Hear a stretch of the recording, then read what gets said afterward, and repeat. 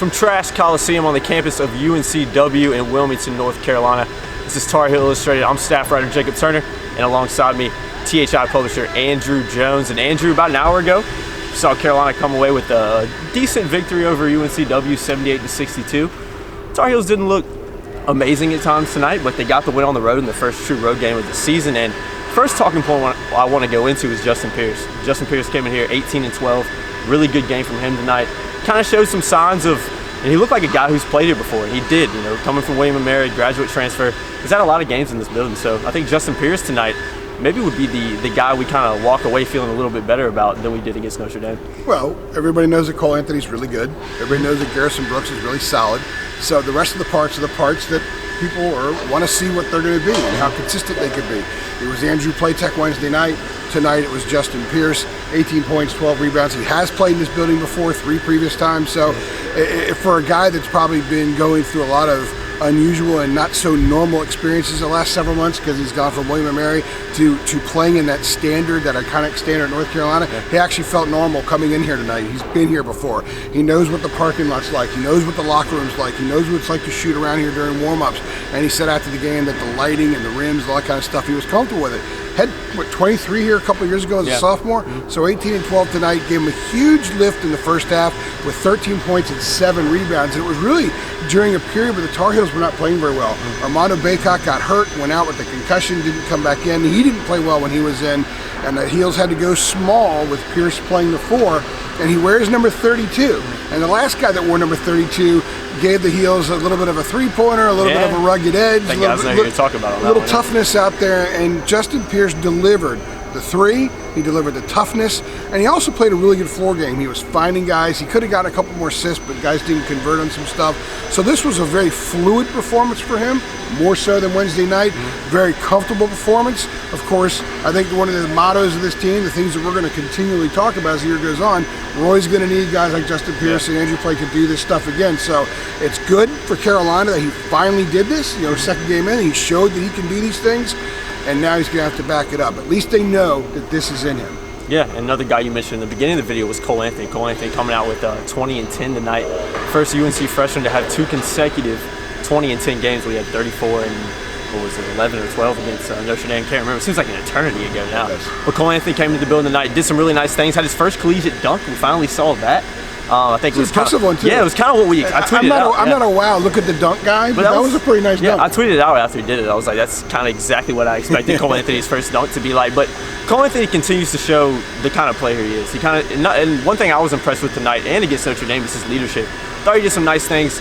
Being courtside, like I was taking photos, you get to see him kind of interact with players, kind of get on guys, kind of try to lift them up when they're down a little bit. So that really impressed me about Cole Anthony. But I think overall, just what he's shown in the first 2 games of his career, I don't think you could be more pleased with what Cole Anthony's done so far. This could have been the Cole Anthony show part 2. Yeah, it could have. He could have gone for 40 against these guys. He didn't. The thing that impressed me the most about his performance, and there were a lot of very positive things, is how he tried to get everybody involved. He tried to be a game manager a lot. He still took, 24 shots or something like that. It's kind of crazy to say the guy took 24 shots. He was trying to manage the game. Because there was a stretch there early in the second half that he said, you know what, I got to get us some. Yeah. We need to get a little bit of a run going, and he was integral in that, obviously putting the ball in the basket. But there were a lot of possessions. He was trying to get Playtech a shot when he had one. He was trying to get the ball into Garrison Brooks, trying to get the ball to Pierce and Keeling. They're all trying to get Keeling going there for a while in the second half.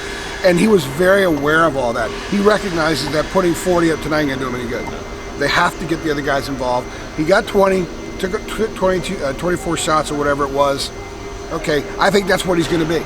So if he can manage the game and be a 20-shot attempt guy, that probably is what this team's going to need to reach its potential in 5 months from now.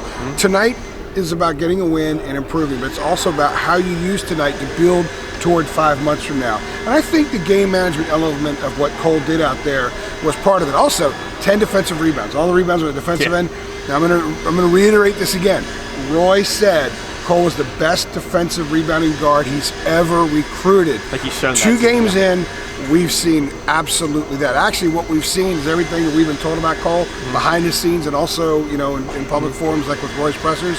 That's who the guy is. He's a sensational player, and I really think he took a step forward in the leadership role. Like you said, this game management is a big part of leadership. You talked about Cole getting other guys involved, but you kind of go on Carolina's bench right now.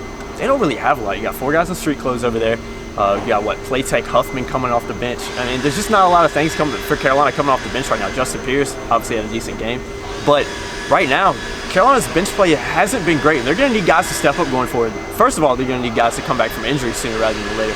I know Roy mentioned in his press conference that he thought B-Rob would maybe be back by the Bahamas trip, and out of Sterling Manley, Jeremiah Francis, and Anthony Harris, he thought Anthony Harris would be the first guy to come back of those 3. But still, I mean, that's a few weeks away. So Carolina's bench play, it's got to improve. They don't have a lot of guys right now, but I think that's probably a concern going forward. Well, I think it's beyond just the bench play. As I said the other night, right now they got 7 guys. Yeah, that's it. If Huffman's going to give you some production, he's going to do it against the UNCW. Toss guy they had on the floor was 6'8". Brandon turned and scored a couple times. Give him credit. He made the move. He's definitely improved a little bit, but he's still not a guy I think right now they're going to be able to count on for production on a consistent basis in ACC games. So right now it's 7. When B-Rob comes back, it'll be 8. It's Garrison and Cole. I think Roy's comfortable with when he wakes up and it's game day, he's pretty comfortable with what he's going to get from those guys. It's the other 5 that need to figure out who they are on this team, where they fit in, some of the things they need to do a little more of, some of the things they need to do a little bit less of. That includes Leaky Black. We haven't really, he's just kind of figuring stuff out. There's a little square peg, round hole thing going on. Christian Keeling, there was a point in the second half tonight where it seemed like they were just trying to get him going. Where he took some shots, took 4 or 5 shots in about a 4-minute stretch, and he was using a dribble and just really trying to get that thing going. He didn't get it going, so it's 2 games in. Christian Keeling still looks like he's got a ways to go before his comfort zone is where it needs to be. Yeah. And honestly, with Armando Bacot, we didn't really get to see him tonight. Played a couple minutes before the injury, and even the other night, he's a freshman, and he looked like a freshman at times. Yeah, and there are times he looked like the dynamic talent that he is. So the maturity is going to have to kind of move forward with him, and his game will follow suit. But like I said, 5 months away, Jacob. Yeah. 5 months away is NCAA tournament. Yeah. In fact, 5 months from this date, from this, I believe, will be the ACC tournament. Yep. So there's so much time, so many games, so much opportunity for this team to figure out what they are, for the parts to kind of mesh, and with the fact that they don't have much of a bench, they're not going to even go that deep even when B-Rob comes back.